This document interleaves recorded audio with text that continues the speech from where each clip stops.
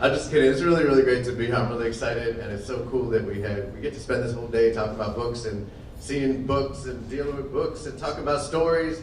And books are my favorite thing in the whole wide world, so I'm so happy that we live in a world where there's celebrations of books and all the different places we go. And one of the greatest joys of my life is being able to travel around the country and talk to both kids and adults about story and storytelling and the power of it, and see their eyes light up as they learn new histories and we tell each other stories. I was working on my first Star Wars novel, actually, age 5, and I was on a tight deadline, and I was trying to illustrate it. And I realized that I didn't know how to write down the words for the sound effects. So I went to my mom and I was like, Mom, how do you spell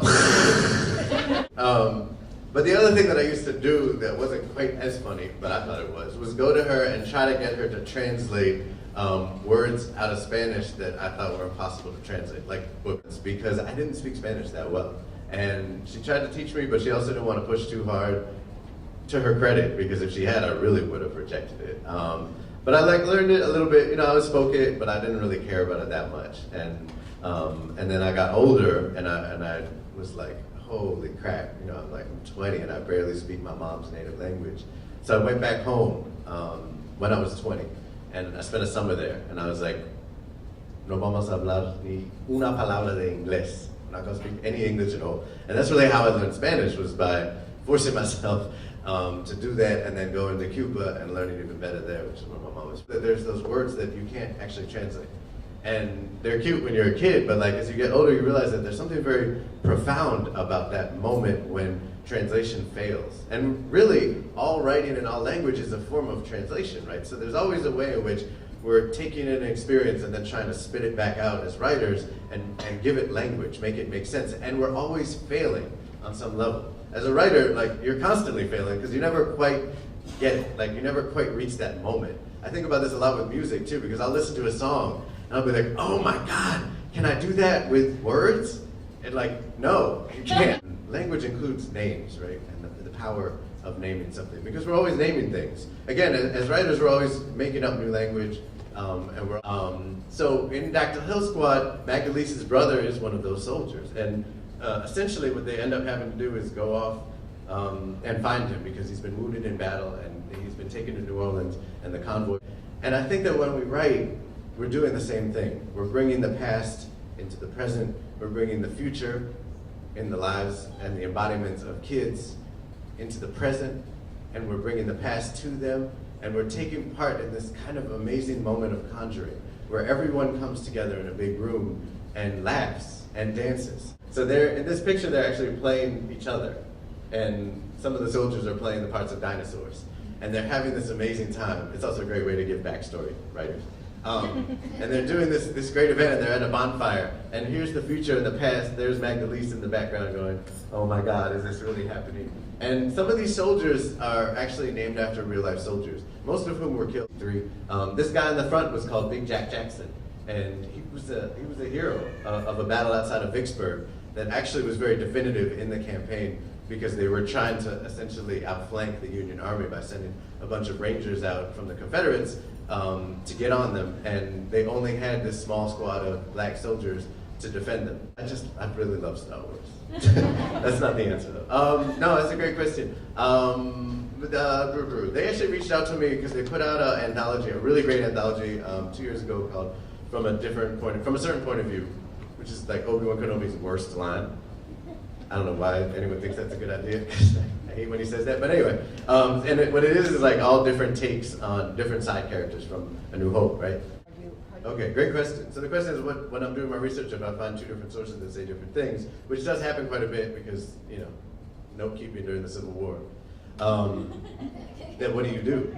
So it's a great question, and that was something that's troubled me, mostly because of the end pages. Now, the whole thing with dinosaurs being in there, besides the fact that it's just really cool, I kind of did it as an out, because I didn't want to write a straight historical novel, not because obviously I love history, but I wanted to be if I was doing an event and someone was like, well, actually Gettysburg happened 2 weeks earlier, I wanted to be yeah, but there weren't pterodactyls there. Jerk. You know what I mean? I just wanted to be it's a fantasy, chill. But the joke was on me because then I got obsessed with Civil War history, and I was like, the book is extremely well researched and really, really historically accurate in every way except as dinosaurs. But yeah, I'm Delilah S. Dawson, and I'm really glad that I didn't speak directly after Daniel J. Older, so please don't compare my speech to his because I'll always lose. I've never been in an ambulance, so how could I even compete with that? Over the last 10 years, I've become really good at something that serves me as a writer and a human being that sounds a lot like not giving up, but is actually quite different, and that is keep going. And they also said just rub dirt in your wounds, like that would help if you didn't want dirt tattoos. And follow the rules of the road, which I didn't. I rode down the middle with like my hands off on my murder bike because clearly I don't follow rules very well. So my friend just kept riding like this was nothing. And I stopped and I turned my bike around and I looked back up the big hill. It had never been bigger. It was really big. Not just a stretch of road now, but an obstacle of inconceivable size. I was literally homesick. I remember how my stomach churned. And I just wanted nothing more than to be back in my living room eating Little Debbie's and watching the Care Bears. And I hopped off and I stood holding my big bike. And like cars started whooshing around me. And you know, back in the 80s, like cars would give you maybe a generous 2 inches. If you were a small child on a bike crying on the side of the road, like 2 inches, they didn't hit you and they're like, yeah, gotcha, kid. I mean, I'm here right now. If I was still at the bottom of the hill, this would be a lot grimmer. And I got home, I was sweaty and exhausted. I got my Little Debbie's, I watched my Care Bears. But I realize now that I leveled up for the first time that day. I realized that as long as I could take one more step, and then one more step, I could keep going despite spectacular discomfort and angry Cadillacs. And when my parents got home and they asked how my day was, I barely looked up, I just said it was fine. I didn't mention the incident at all. Why? Because then they would tell me not to do it again, and I already had plans to do it again. Because I realized that those few moments of flying had been worth all of that trouble. My experience with the big hill isn't going to help you very much because none of you are riding bicycles right now. But what I learned from that experience has been fundamental to my career as a writer. Now, I've told my writer origin story many times, so stop me if you've heard it. But don't, because librarians will get mad if I quit speaking right now. I now have a degree in studio art. I painted murals so I could keep eating food during college. And let me tell you, you haven't lived until a grouchy pregnant woman tells you to turn a giant twisted oak tree into a delicate willow. I thought I would eventually run that same art center where I first took classes and got my first job and live in my family's hometown my entire life, painting all the side and living a pretty normal life. But the problem is there are only 4 jobs like that in the entire country, and you don't get one unless someone dies. And when that someone died, they chose someone else for the job. And that's because I was pregnant, and that whole kerfuffle changed my entire life because I wouldn't be here now if I had gotten the job that I thought that I was going to have my whole life. You know, it was a great thing, a great choice to be home with these 2 children. It's also the key to complete insanity. Especially for a creative introvert. He pitched in to help me get there, and he told me that what I needed the most was a hobby. I had stopped painting because paint and babies and, encaustic and varnish is a really bad mix. Those things, you shouldn't eat them, especially if you're very small. So he said, oh, you know what you should do is you should write a book. I didn't explain that I wasn't qualified. I don't have an MFA. I don't know anybody in New York. I've never written a book before. I don't know how to plot. I don't know any of this. My brain was broken, so I just looked at him and was like, yeah, okay. And then I wrote the book. But I do need to step back 1 minute here because I need to tell you that my husband has been writing books. Oh, also, today is our 17th wedding anniversary. Exactly today. So you can live with a writer successfully for quite some time. That proved invaluable, which was the internet. And so I Googled how to write a book. I joined forums. I read Stephen King's On Writing. I read Anne Lamott's Bird on Bird. Bird by Bird. Bird on Bird is a different book. And I figured out like the bare bones of a plot. I bought a laptop that didn't weigh 30 pounds and I started writing. So now this is the point of querying where many new writers give up. Because when you start sending out queries, it's pretty common to believe that your book baby is perfect and necessary, and exactly as it is, the first agent you query should sign you and sell that book in a week, and you should make like $1 million in a movie deal.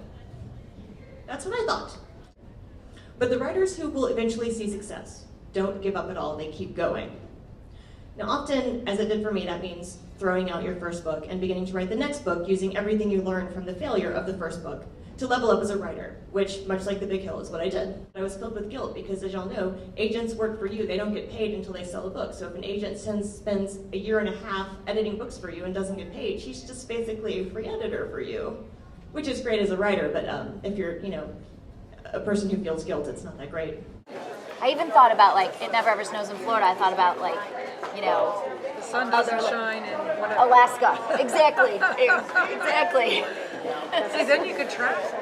See, You have to do research. That's right. And write it all off. The book is called President of the Whole Fifth Grade, and it features a 10-year-old girl who decides she wants to be a cupcake-making millionaire when she grows up. And so it's about her attempt to conquer the baking world, raise a lot of money, and still hang on to her friends. So that's President of the Whole Fifth Grade. Hi, my name is Stephen Dos Santos, and I'm the author of the Torchkeeper series, a dark dystopian series that poses the interesting question: if you had to choose between the lives of two people that you loved, who would you choose? Well, the answer is obviously very difficult, and to find out, just read the books and you will be interested in something dark and mysterious.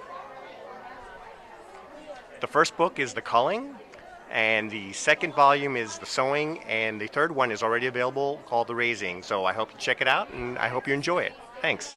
Hi, my name is Stacey Ramey. I'm the author of The Sister Pact, about two sisters who form a suicide pact. One goes through with it, the other one doesn't. It's told from the perspective of the sister that lives. My second book is called The Homecoming. It's about the fallout from the suicide a year later with one of the characters from the Sister Pact, so it's in the same universe.